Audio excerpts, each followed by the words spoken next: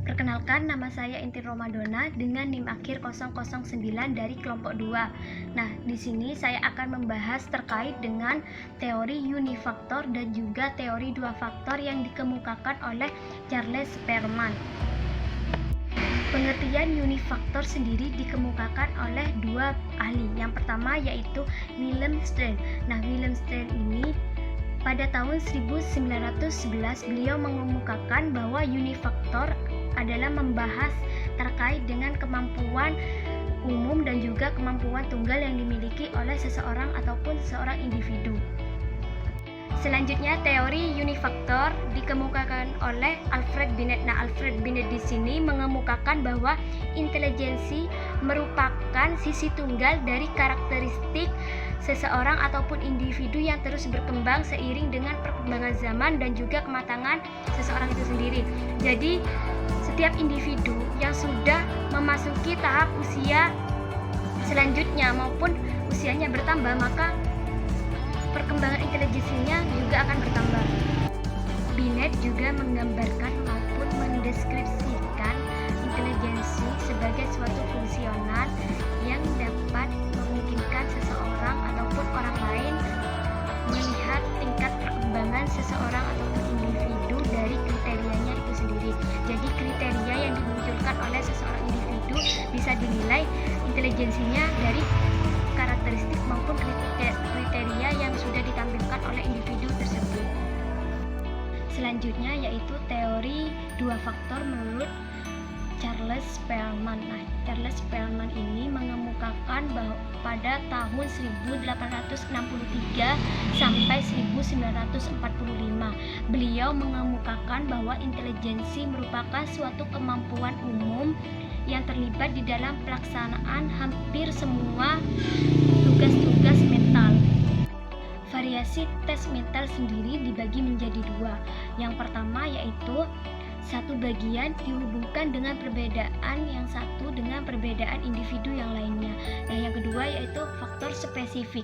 Nah, faktor spesifik ini yaitu yang diungkap hanya tes mental tertentu saja, atau yang biasa kita sebut dengan faktor S. Jadi, teori dua faktor yang dikemukakan oleh Charles Spearman ini pada tahun 1863 sampai 1945 berangkat dari analisis korelasional yang dilakukan terhadap skor seperangkat tes yang mempunyai tujuan dan fungsi ukur yang berlainan. Jadi hasil analisisnya memperlihatkan adanya interkorelasi positif di antara berbagai tes. Menurutnya interkorelasi positif itu terjadi dikarenakan masing-masing tes tadi memang mengukur suatu faktor umum yang sama, yaitu faktor G. Tetapi demikian korelasi itu tidak sempurna semuanya. Jadi disebabkan oleh setiap tes, dan di samping mengukur faktor umum itu yang sama adalah mengukur pola komponen tertentu yang secara spesifik bagi tes masing-masing. Jadi faktor yang spesifik itu hanya diungkap oleh tes tertentu saja, dan itu disebut faktor S. Jadi dapat disimpulkan bahwa teori dua faktor menurut Charles Spearman ini dapat dikatakan dengan kemampuan mental seseorang ataupun individu. Baik, selanjutnya, menurut Spearman bahwa kecakapan intelektual terdiri dari dua macam kolerasi, yaitu kolerasi G faktor atau S faktor dalam performance. Intelijensi mengandung dua macam faktor, yaitu yang pertama, general ability atau general factor, atau disebut juga dengan G faktor. Faktor ini terdapat pada semua individu, tetapi berbeda satu dengan yang lainnya. Maksudnya di sini adalah mendasari semua perilaku orang. Faktor ini selalu didapati dalam semua performance. Adapun karakteristik dari faktor G, yang pertama adalah merupakan kemampuan umum yang dibawa sejak lahir, yang kedua bersifat konstan, yang ketiga dipergunakan dalam setiap kegiatan individu, yang keempat jumlah faktor G setiap individu berbeda, dan yang terakhir semakin besar jumlah G yang ada dalam diri seseorang, maka makin besar kemungkinan kesuksesan hidupnya. Yang kedua adalah special ability atau special factor, atau disebut juga dengan S-factor. Faktor ini merupakan faktor yang khusus mengenai bidang tertentu. Maksudnya di sini adalah berfungsi pada perilaku-perilaku khusus saja. Dengan demikian, maka jumlah faktor ini sangat banyak. Sehingga apabila faktor ini terdapat pada diri seseorang, maka orang itu akan menonjol dalam bidang tersebut saja. Adapun karakteristik dari faktor S adalah sebagai berikut. Yang pertama, dipelajari dan diperoleh dari lingkungan. Yang kedua, bervariasi dari kegiatan yang satu dengan lainnya dari individu yang sama. Dan yang terakhir, jumlah muatan S pada tiap-tiap individu berbeda. Assalamualaikum warahmatullahi wabarakatuh. Perkenalkan, nama saya Dia Jun Aulia, NIM 18210205022. Oke. Di sini saya akan melanjutkan penjelasan dari kelompok saya, yaitu tentang teori multifaktor. Teori inteligensi multifaktor merupakan suatu hubungan neural antara stimulus dan respon. Apa sih neural itu? Hubungan neural kasus, yaitu pada saat kita mengarahkan, pada saat seorang guru atau orang tua mengarahkan atau menstimulus tingkah laku kepada anak usia dini. Seperti ketika anak itu menyebutkan sebuah bilangan, menyebutkan sebuah kata, menjumlahkan bilangan, atau menghafalkan kata-kata, serta melakukan kegiatan atau pekerjaan, maka anak tersebut sudah melakukan hubungan neural kasus karena telah terbentuk koneksi-koneksi pada sistem syarafnya. Koneksi tersebut dapat terjadi atau terhubung ketika anak melakukan suatu kegiatan belajar dan kegiatan latihan. Nah, apa sih kegiatan belajar dan latihan itu? Kita sering mengenalnya dengan kegiatan atau proses menstimulus anak usia dini. Yang menciptakan teori multifaktor ini siapa sih? Yaitu Edward Lee Thorndike, yang merupakan penciptanya, dan beliau itu merupakan tokoh dari aliran fungsionalisme yang lahir di Williamsburg 31 Agustus 1874 dan telah meninggal di New York 10 Agustus 1949. Beliau atau Edward Thorndike, yang biasa dikenal dengan Thorndike, telah menerbitkan sebuah buku yang berjudul Animal Intelligence dan masih banyak sekali buku lainnya. Nah, buku Animal Intelligence ini merupakan sebuah hasil penelitian dari Thorndike terhadap tingkah laku dari beberapa jenis hewan.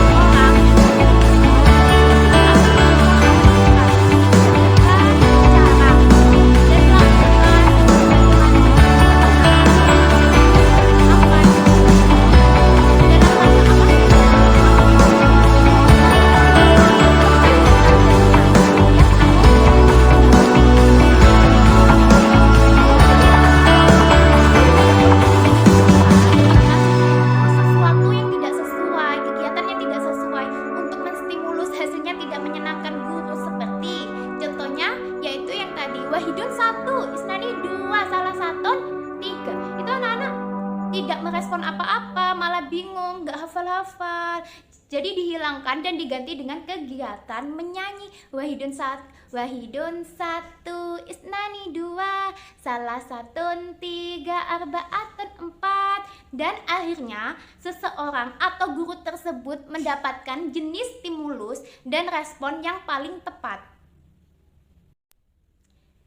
Konsep inteligensi tondek disebut dengan teori multifungsi karena inteligensi atau kecerdasan berisi tentang multiproses khusus dan adanya kekompleksan tingkah laku mental yang spesifik.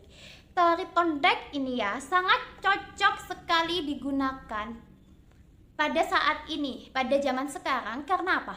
Karena dapat meningkatkan aktivitas siswa. Karena teori ini memandang anak sebagai selembar kertas putih yang kosong dan siap menerima pengetahuan. Bagaimana sih maksudnya siap menerima pengetahuan? Jadi kita menganggap anak itu masih belum mengetahui apa-apa. Kita harus menyiapkan anak tersebut supaya siap menerima pengetahuan dengan cara ketika guru baru masuk di dalam kelas, otomatis kan anak ramai. Itu setiap guru harus memiliki persiapan, harus memiliki solusi bagaimana sih cara menenangkan anak yang bercakap-cakap ini dengan cara seperti contohnya itu seperti ini. Tangan dilipat, kaki rapat, kepala tunduk. Otomatis anak-anak itu akan diam. Nah, teori ini juga sering dianggap sebagai teori penyerapan yang dapat menghubungkan antara stimulus dan respon, sehingga itu anak itu akan terus berlatih dan mencoba ketika anak-anak belum bisa. Ketika melakukan kegiatan stimulus, respon, ataupun kegiatan belajar yang lainnya, harus diikuti dengan kondisi-kondisi yang menyenangkan, kondisi yang dapat menggembirakan suasana kelas. Supaya apa? Supaya dapat meningkatkan dan menguatkan hasil belajar yang dilakukan di dalam kelas sesuai dengan tema-tema. Supaya tujuan dari pembelajaran, tujuan dari RPPH itu dapat tercapai semua. Jika diikuti dengan hal-hal yang tidak menyenangkan, maka akan melemahkan hasil belajar pada siswa dan tujuan pembelajaran itu tidak akan tercapai semua. Hubungan-hubungan khusus yang dibentuk oleh stimulus dan respon selanjutnya akan membentuk suatu kemampuan anak usia dini yang bisa menentukan kecerdasan. Jadi kita itu kayak seperti halnya itu seperti sel. Sel itu sudah ada kan sejak anak lahir. Apa sih fungsinya guru? Fungsinya orang tua, fungsinya guru itu menyambungkan sel-sel ini supaya anak dapat menjadi anak yang cerdas. Dengan begitu, seseorang memerlukan stimulus dan respon. Apabila stimulus dan respon itu kecil, maka kecerdasan anak itu akan kurang. Pada anak usia dini, pada pendidikan anak usia dini terdapat juga hukum pokok tondek yang terdiri atas 3 hukum. Apa saja sih? Yang pertama yaitu Law of Equilibrium. Nah, itu masih dibagi lagi menjadi 2 bagian. The law of As yaitu hukum yang menyatakan hubungan atau koneksi antara stimulus dan respon. Yang stimulus dan respon akan menjadi kuat apabila sering digunakan. Dan yang kedua yaitu the law of discourse, yaitu suatu hukum yang menyatakan akan lemahnya pengetahuan apabila tidak ada latihan. Dari kedua hukum tersebut menunjukkan bahwasanya ulangan pengayaan yang dilakukan oleh guru TK setiap semesternya atau setiap minggunya itu merupakan hal yang pertama dalam proses pembelajaran. Semakin sering kita sebagai seorang guru menyiapkan bahan pembelajaran dan diulang terus, maka akan makin mantaplah bahan pembelajaran, pengetahuan anak tersebut tertanam pada diri anak. Begitu juga sebaliknya, ketika guru tidak sering mengulang-ulang suatu pembelajaran, maka semakin lemah ingatan anak tentang pelajaran. Contohnya yang tadi ya, belajar mengenal angka dalam bahasa Arab. Jika udah diterapkan nyanyian, apabila tidak sering dinyanyikan, tidak sering dinyanyikan di dalam kelas, maka anak akan lupa. Itu. Jadi kalau bisa juga itu dibuat sebagai kegiatan pembiasaan di dalam kelas. Nah, yang kedua, hukum yang kedua yaitu law of effect. Lah, law of effect ini juga dibagi menjadi dua loh teman-teman. Apa saja sih? Yaitu yang pertama, suatu perbuatan atau tindakan yang menghasilkan rasa puas akan cenderung diulang. Ya apa tidak? Iya kan? Nah, jika kita melakukan suatu tindakan itu tidak puas, maka kita cenderung tidak mengulangnya. Ketika kita bisa berbicara bahasa Arab, maka kita akan mengulangnya. Anak kecil biasanya ketika baru diajari hal-hal yang menyenangkan, menyanyi bahasa Arab atau menyanyi lainnya, dia akan mengulangi karena itu menyenangkan. Ketika anak-anak tersebut tidak suka dengan metode pembelajarannya, dia tidak akan mengulangi lagi seperti itu.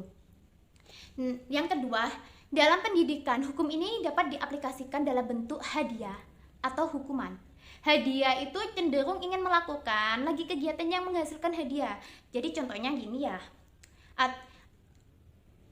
ketika mau istirahat, anak-anak siapa yang hafal lagu berhitung bahasa Arab gitu, nanti kalau anak-anak bisa akan cepat istirahat. Jadi hadiahnya tidak cenderung kita memberikan materi atau memberikan permen, bisa juga seperti itu. Dan hukuman itu cenderung membuat anak ingin berhenti dengan kegiatan tersebut. Apa sih hukumannya dari kegiatan yang tadi? Hukumannya dia akan lebih lama istirahatnya, dia akan masih di kelas, teman-temannya yang udah hafal udah di luar, sedangkan yang belum hafal masih di dalam. Tapi tetap ya ibu-ibu, bu guru tetap diistirahatkan kok anaknya. Nah, yang ketiga yaitu the law of readiness, hukum kesiapan anak dalam melakukan sesuatu. Hukum ini masih dibagi menjadi 3 loh. Yang pertama, jika anak memiliki suatu kesiapan dalam belajar, bertindak, dan melakukan perilaku, maka anak dan guru akan memperoleh kesiapan belajar. Jadi guru itu yang seperti saya jelaskan tadi ya, guru itu waktu awal proses pembelajaran itu harus sudah mengondisikan kelas supaya anak-anak itu bisa tahu ketika dijelaskan oleh bu gurunya, bisa tahu materi-materinya dengan baik. Dan yang kedua, bila anak tidak memiliki kesiapan belajar, bertindak atau berperilaku, maka anak akan malas. Jika anak-anak terus ramai, bingung dengan makanannya, bingung dengan mainannya, dengan temannya, ngobrol terus, dia kan nggak tahu tadi bu guru bilang apa ya, dia nggak tahu apa-apa. Itulah yang menyebabkan anak itu malas gitu. Nah, yang ketiga yaitu jika anak tidak memiliki kesiapan untuk bertindak dan dipaksa melakukan, akan menimbulkan keadaan yang tidak memuaskan seperti itu. Jadi jika dipaksa itu tidak memuaskan, seperti ketika ada anak yang masih makan harus mendengarkan bu gurunya, dia tidak akan tahu itu bu gurunya lagi menjelaskan apa seperti itu. Jadi anaknya itu disuruh menyelesaikan makannya, kita membuat dulu, bernyanyi dulu dengan kegiatan yang menyenangkan, langsung bu guru memberikan materi sesuai tema yang dibahas pada hari itu. Insya Allah anak-anak akan cepat mengerti, anak-anak akan tahu apa yang dipelajari pada hari itu. Terima kasih. Assalamualaikum warahmatullahi wabarakatuh. Perkenalkan, nama saya Sinta Dwi Fitri dengan NIM 18 02 10 20 50 54. Saya akan menjelaskan tentang teori intelijensi multifaktor. Teori intelijensi multifaktor atau faktor ganda terdiri dari suatu bentuk hubungan neural antara respon dan juga stimulus. Hubungan dari neural kasus yaitu pada saat mengarahkan tingkah laku individu ketika anak dapat menyebutkan sebuah kata, menjumlahkan bilangan, ataupun menghafalkan saja serta melakukan sebuah pekerjaan. Menurut Thorndike, telah menyatakan bahwasannya belajar pada hewan dan juga manusia dapat berlangsung dengan 3 hukum pokok belajar, antara lain yang pertama yaitu hukum kesiapan atau law of readiness. Pada saat melaksanakan proses pembelajaran, anak harus dalam keadaan siap, yaitu siap belajar. Anak harus dalam keadaan baik supaya ilmu yang diperoleh juga dapat menuai keberhasilan. Oleh sebab itu, anak harus dalam keadaan baik ketika mendapatkan stimulus dari guru, entah itu baik dari segi fisik dan juga psikisnya. Hal tersebut dapat dilakukan jika guru memberikan isyarat kepada anak untuk diam, untuk memperhatikan materi pembelajaran. Manfaat dari hukum kesiapan itu sendiri yaitu menjadikan pembelajaran lebih kondusif dan juga anak dapat menerima pembelajaran dengan baik. Thorndike telah mengemukakan dan mengklarifikasikan intelijensi atau kecerdasan dalam bentuk 3 kemampuan khusus, antara lain yang pertama yaitu kemampuan abstrakis, yaitu kemampuan untuk bekerja dengan menggunakan kemampuan yang berhubungan dengan simbol-simbol dan juga gagasan. Kemampuan ini lebih pada menyelesaikan sebuah permasalahan, ide-ide atau simbol-simbol verbal dan juga matematik. Kemudian ada kemampuan mekanik, yaitu kemampuan hubungan dengan benda menggunakan alat-alat mekanis dan pekerjaannya memerlukan aktivitas indera penggerak atau sensori motor. Intelijensi konkret atau praktis dapat melaksanakan tugas yang berkaitan dengan aktivitas sensori motor. Yang selanjutnya yaitu ada kemampuan sosial. Kemampuan sosial adalah kemampuan untuk menghadapi orang lain di sekitar kita. Teori Thorndike ini disebut sebagai teori penyerapan, yang artinya yaitu teori yang memandang anak sebagai selembar kertas putih dan siap menerima pengetahuan maupun teori dan ide-ide. Teori Thorndike sangat cocok digunakan pada saat ini karena dapat meningkatkan aktivitas belajar siswa. Teori ini disebut dengan teori penyerapan yang menghubungkan antara stimulus dan juga respon sehingga anak akan terus berlatih dan mencoba, atau trial and error. Thorndike mengatakan bahwasannya suatu respon ataupun proses belajar yang diikuti oleh kondisi yang menyenangkan akan cenderung menguatkan hasil belajar, dan sebaliknya respon atau proses belajar yang diikuti hal yang tidak menyenangkan maka akan melemahkan hasil belajar. Bahwasannya yang berakibat positif untuk perubahan tingkah laku adalah hadiah, sedangkan hukuman tidak berakibat apa-apa. Sekian presentasi dari kelompok kami, kurang lebihnya mohon maaf. Wassalamualaikum warahmatullahi wabarakatuh.